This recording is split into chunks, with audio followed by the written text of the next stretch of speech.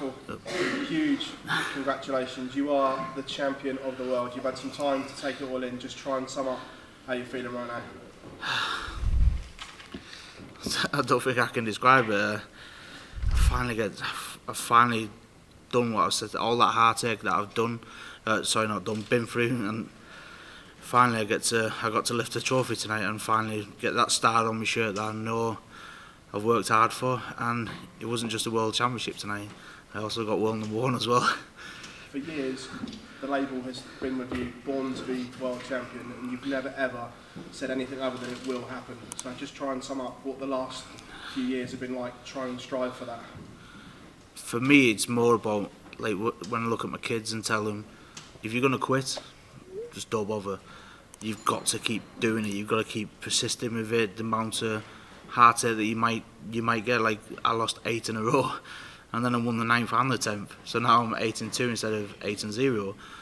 So that was what was more important to me, is teaching them a lesson. And now I get to be selfish now, because that is man, and they're going to enjoy it just as much as me. But they've got to go home now. They've got school in the morning, so I'll enjoy that a lot tonight. The 9 data as well, the icing on the cake, almost the perfect world final.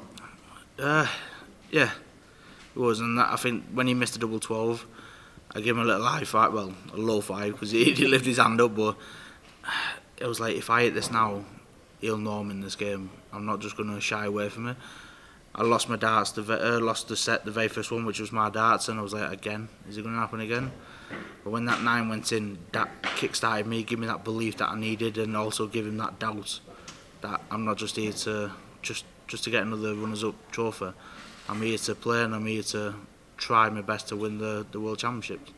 The game itself, watching it, it felt as if you were bossing it, but couldn't shake him off early on, and being 3-all, maybe you should have been 4-2 up. But that 7th set, how important was that? Because you were obviously 2-0 down, and then to win 3 on the spin to go in front. For me, it was massive, because in my head I was thinking about I'd lost 7-3 to him. Once I got that 4th, that was the massive thing. And I wouldn't say I was bossing it. I think Michael let me off a lot then. He didn't play the way Michael can. But I was always there. I played the way I've done this World Championships. If my scoring wasn't there, I wasn't missing my doubles. And you've seen it with like shots on 68, 74s, 106. I was always there to take my chances, and every single time it went in. And I think that's what got to him more. Even though I wasn't bossing the matches, he was letting me off. That's how I play normally. I miss the chances and people step in, and we just got to go back to the quarters against Bunting. He smashed me off the board, but you give me a shot and I was taking it. There was no doubt in it, and same again today. Are you a believer in fate? Because there were some dodgy moments. Martin Schindler, you were behind. Stephen Bunting. Are you a believer in fate? I've always believed if it's meant to be, it's meant to be. I think that's what's helped me the most. Where I could have said, no, I'm never going to win it. I'm never going to do it, and then, especially when I lost to Michael, it didn't bother me when I lost to him in 2018-19 Worlds. But then when I lost to Peter last year, I asked John McDonald, I said to him, I'm never going to win it, never going to win it. It's not supposed to, but it's not meant to be, and I think that's why I just broke down on stage. But then this one, it felt different because I wasn't playing well, but I was still winning, and I was winning, and I was winning. And in that final, I was like, there's only one opportunity now. You get the chance, you've got to take it. And yeah, just that inner belief. I think you've seen it today. When it was my shot, it was my shot. It was going in no matter what. Michael, many congratulations. Thank you very much, mate. Cheers. Michael, at what point in that game did you believe that the trophy was there for? The 9 was won, but I think it was when he hit a 180, and I went out on the 130 on double 5, and that's when the first time I looked at my kids, my friends who was in the crowd. When I checked in, I was thinking, do you know what, this actually could be it. But then being 6-3 up, 2-all, and I went ton, treble, and it bounced out. I doubted myself a bit again.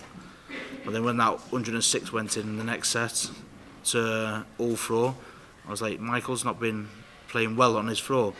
And I think that's where the belief come then, because he never did anything at 2-1, and he had to step in. And that's the minute I started to believe, and I think it was one of only few times I actually looked at that trophy. I thought, it's finally going to be mine now. You said to us before that if you hit a 9 dart, you might struggle to bring the adrenaline back down and play play the rest of the game. How did you manage to control that? When you hit the 9, I'm not going to lie, the first thing that come into my head, I thought, if I do it again now, the crowd get money in. I think I got money as well. I was just thinking about the 50 grand. I was like, I'm not thinking about the game, I just want to think about that thing there. And luckily enough, I think that took my mind off what I'd just done. It kind of blanked it out for me. But then I hit big 20. But then went treble. And yeah, I think trying to not focus on things during matches, like actually playing the game. I think just thinking about the crowd getting money and everyone else, if I did 2 9-darters, kind of took my mind off what I've just done. With the way Michael van Gerwen has been playing throughout the tournament, many players have come into that and maybe been intimidated by the way he's been playing, but the way you started the game and I think every interview I've done, I've told you, it doesn't matter what you did yesterday, it's what you do today.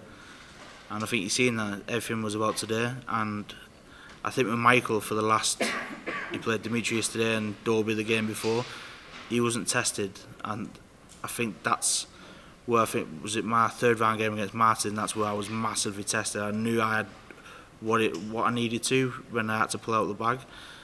And I think when Michael was under the cosh then, I don't think he didn't have the right answer for it. And luckily enough, he never. Because if Michael would have played like Michael did, he could have beat me then, and a lot easier than what it should have been. You're welcome. Michael, just describe the feeling when that winning double went in, everything you ever worked towards, and then sharing the moment with your family at the end.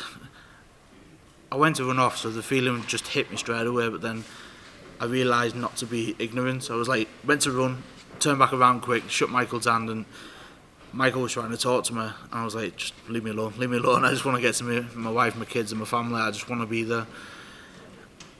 It's everything I've worked for, and it was just a massive relief to finally get that winning double. It was, yeah. How will you celebrate this now over the next few days and weeks? I've not even had a chance to celebrate the Grand Slam yet. It's just, the schedule's unreal, but the minute we play, say, was it? I don't know if John's in Bahrain or if he's in. Is he there? The minute he says the world number 1, the reigning world, I think I'll probably cry on the walk-on. So, as soon as he says that, that's when it lit me the most. Because you've seen on the walk-ons now when he says the Grand Slam champion, I instantly smile. That's not a fake smile. That's me. That's me. What he's on about. And yeah, I think that's when it lit me the most. The next tournament we play. You're welcome. Michael, Grand Slam, and now this, you're on a roll. Sounds nice, doesn't it? No, I just like winning. I've done it away from TV, where I've won 3 Pro Tours in a row. Europeans I've won World Series, and now if you forget the eight major finals that I lost, I'm actually 2-2 now. The Grand Slam and this, and you've got to have that heartache of losing, because you never really truly understand what it feels to be like a champion. So it's finally happened for me now, and yeah, it is a weird feeling, but I'm sure it'll hit me more when I get back to my hotel room tonight. How many more of these do you think you want? Let's say I've got one, and I could have been doing this interview now and saying I've lost 3 finals. I'm not going to say I'm going to win 5, 10, whatever. I just want to compete. I want to play well. I want to do the PDC proud. I want to do myself proud. I'm one of the hardest working guys out there. I'll do anything you ask me to do, and yeah, finally the hard work's finally paid off. So I wouldn't sit here and say I'm going to win so many. I just want to compete and play well. If other players didn't fear you before, they're fearing you now, if you still win the title. I think I finally found the B game, where I was either full throttle or nothing. And I think you've seen from the Grand Slam coming to this, that it doesn't matter where I am in the leg, whatever bad scores of it, I know I can hit a 180 or 140 and take a ton plus out. I think finally I found the second game, and I played Van Gerwen a lot of times where I've been the better player and come off losing, and he knew how to win, and I think that's what I've learned the most lately, just how to discover the winning form when you're playing bad. You're welcome. Michael, congrats. Do you maybe have some words for Michael van Gerwen, because he left in tears? I think if you would have seen me last year against Peter Wright and when I lost to Michael, I was crying. I'm nearly crying now. I know he's won 3. I'm jealous of him because he's won 3. I've finally got my first one, but Michael Van Gerwen is probably, apart from Phil Taylor, the best dart player we've seen. And I'm sure he'll probably be back. He'll probably be back in the final next year or the year after. He'll get a 4th. He'll get a 5th because that's what he wants. I think Michael wants 6. I think he wants more than what Raymond's got. So that's what he's striving for, and Michael won't stop until he does. You've seen what he can do. He had a bad 21, 22, and then he started to find his form and finally come on, and yeah, he'll be back. If you don't cry when you've been beat, you shouldn't be playing. You shouldn't be here. Is it going to be a battle between you two guys next year? I hope not. I just want to play. I just want to play darts. We did the interview yesterday. I wanted Michael to win. I wanted to test myself against Michael Van Gerwen. I want to play the best players. I want to test myself against the best players because they will tell you what position you're currently in. If you think you're playing well and then they destroy you, you know what I say. I wasn't playing well. I still need a few more gears. So you'll probably see a couple of more finals next year with me and Michael. If it's not on TV, it'd be on the floor, or the Europeans, or maybe the World Series. But yeah, I'm just rambling now. I don't even know what I'm trying to say. Thank you. No, you're welcome. Cheers. Michael, you have now that you have achieved what you said in your own words was completing darts by winning the trophy and by becoming world #1. Did you conceive of any plans of what to do next or any goals? Win the next thing.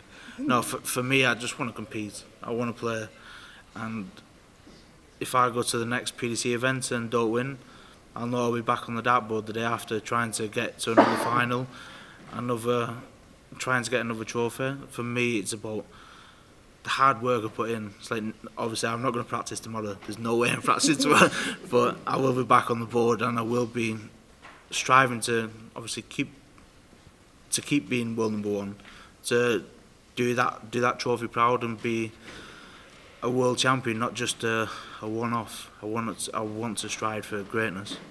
And speaking of the trophy, you mentioned that the Grand Slam trophy in the Duffbridge Parents Pub.